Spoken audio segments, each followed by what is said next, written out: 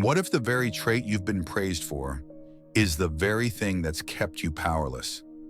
They told you it was noble to stay quiet, that it's admirable to deflect praise, that downplaying your value is what makes you mature. They lied, because humility, real, performative, self-erasing humility, is not a virtue in a world that runs on power. It's a cage. They taught you to whisper when you should have spoken, to step back when you should have taken ground. Not because it made you wise, but because it made you easier to ignore. A man who refuses to claim his space teaches the world to overlook him. And once you become invisible, you are no longer a threat, you are a footnote. Machiavelli said, "It is better to be feared than loved if you cannot be both." But the humble man is neither feared nor loved. He is forgotten. Let's be clear. This is not a call to arrogance. This is a call to presence. There is a dangerous confusion at play, where restraint has been swapped for repression, where grace has been confused with guilt, where strength has been shackled to silence. We've raised a generation of men to believe that the price of greatness is pretending you don't see it in yourself. But history does not remember the man who downplayed his fire. It remembers the one who lit the match and stood still while the world burned. Genghis Khan didn't conquer continents by apologizing for ambition. Julius Caesar didn't whisper through Rome. These men were not revered because they were nice. They were revered because they made the room bend to their will. Compare that to today. You achieve, and the first instinct is to diminish it. I got lucky. It wasn't just me. Anyone could have done it. Not anyone could have, and certainly not the ones who keep telling you to be more humble. This is the trap. You're taught that excellence must be softened, that confidence must come with disclaimers, that strength must always be filtered through self-doubt, or else it's intimidating. And the result? A generation of capable, intelligent, dominant men trained to hide behind politeness while lesser voices steal their legacy. Let's put it plainly. The man who never speaks of his wins doesn't seem modest. He seems replaceable, because power in the real world isn't earned by who deserves it most. It's taken by those who move like they already own it. In battle, in business, in life, dominance is a matter of perception, and humility, the kind sold to you as sacred, is perception's death sentence. When you hide your sharpness, they assume you have none. When you pretend not to care, they believe you shouldn't be chosen. And when you shrink for their comfort, they forget you ever stood tall. Understand this. True power doesn't apologize. It doesn't ask for permission. It doesn't dim itself just to fit into smaller rooms. There's a cost to being soft in a world built by wolves. Every time you mute your instincts, every time you defer when you should have led, every time you make yourself palatable to protect someone else's ego, you trade dominance for acceptance. And acceptance is cheap, because they will accept your silence, they will clap for your humility, they will say you're respectful, but they will never follow you. They will follow the man who speaks with certainty, the one who says this is mine without blinking, the one who walks into a room like he is exactly where he belongs. That's the paradox no one tells you. They claim to love humility, but they reward confidence. They applaud modesty, but they obey presence. You want to lead? Stop folding. You want respect? Stop softening your edges. The world does not yield to men who ask nicely. It yields to men who don't ask at all. And here's where it cuts deepest. When humility becomes part of your identity, you begin to sabotage your own rise. You second-guess your wins. You reject credit that belongs to you. You speak softly, not because it's wise, but because you've trained yourself to flinch before you're even hit. This is not strength, it's erosion. You're erasing yourself. One silent meeting at a time, one deferred compliment, one it's no big deal, until you've built a reputation for being agreeable instead of formidable. But here's the twist. No one fears the agreeable man. No one follows the man who always steps back. You think your silence protects you, but it only makes you forgettable. And in a world where perception defines power, the man who is forgotten might as well not exist.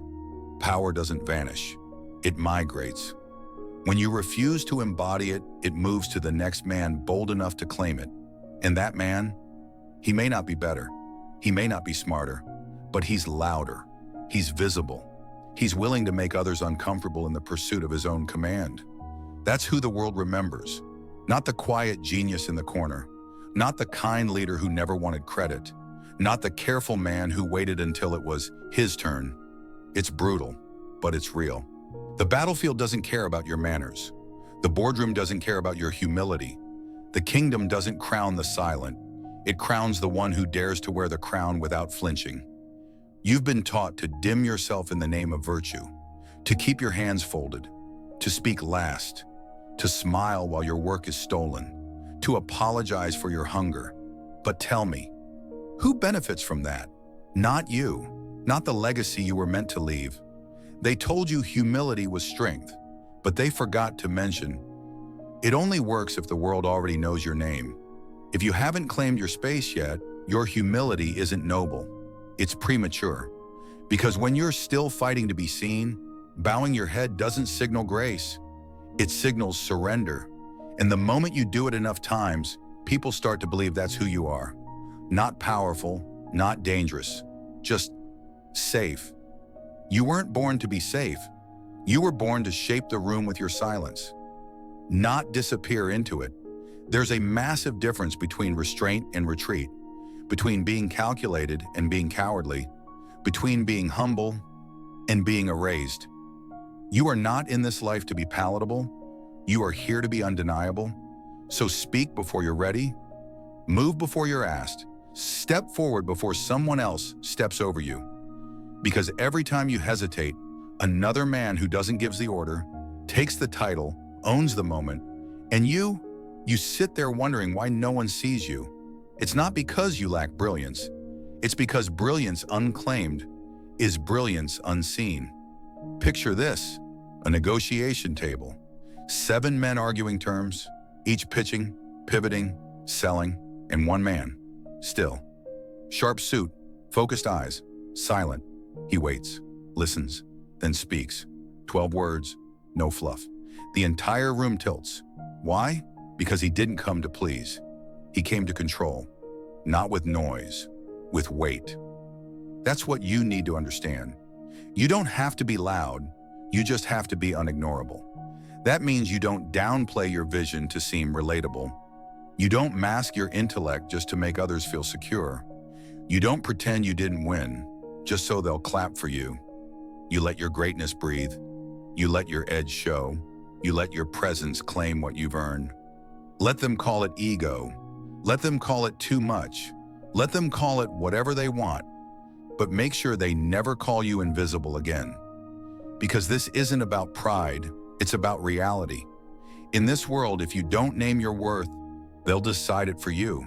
And they will always undervalue what you don't price.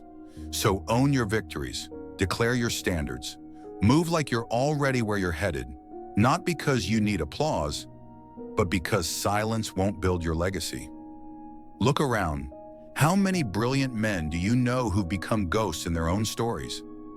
How many warriors dulled their blades in the name of being liked? How many leaders swallowed their voice until they forgot what it sounded like? The world didn't silence them. They silenced themselves.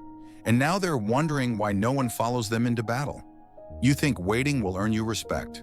But in truth, the longer you wait, the more they stop expecting anything from you at all. That's the poison of false humility. It trains you to feel ashamed of your force, to apologize for your dominance, to bury your hunger, until one day you look in the mirror and you don't see a king. You see a man who used to want more. But you can come back. You can unlearn the silence. You can reclaim the voice you buried under years of politeness. And when you do, they'll hear you, because you won't whisper anymore. You'll speak like your words carry consequences. You'll walk like your shadow arrives first. You'll move like the room was built to hold your name. This is the shift, from tolerated to respected, from seen to followed, from humble to unforgettable. They will say, he changed. Good, that's the point. You were never meant to stay soft. You were never meant to stay silent. You were never meant to stay small. You were meant to sharpen, to ascend, to command. So ask yourself, are you living for approval or for power? Are you holding back for praise that never comes, or stepping forward for the legacy that only does when you take it? This world bends for the man who does not blink. It folds for the one who doesn't flinch when called too much. It moves out of the way for the man who stopped waiting. So now, choose. Stay grounded like they told you. Stay silent like they trained you. Stay humble like they praised you. Or rise. Let your silence be a warning. Let your presence write the terms. Let the world know you're not here to be liked. You're here to be remembered. If you've made it this far, you're not just scrolling, you're searching for something deeper. Thanks for trusting me with your mind. If this spoke to you, like the video, hit subscribe, and share it with someone who needs to reclaim their power. Until next time, stay sharp and think deeper.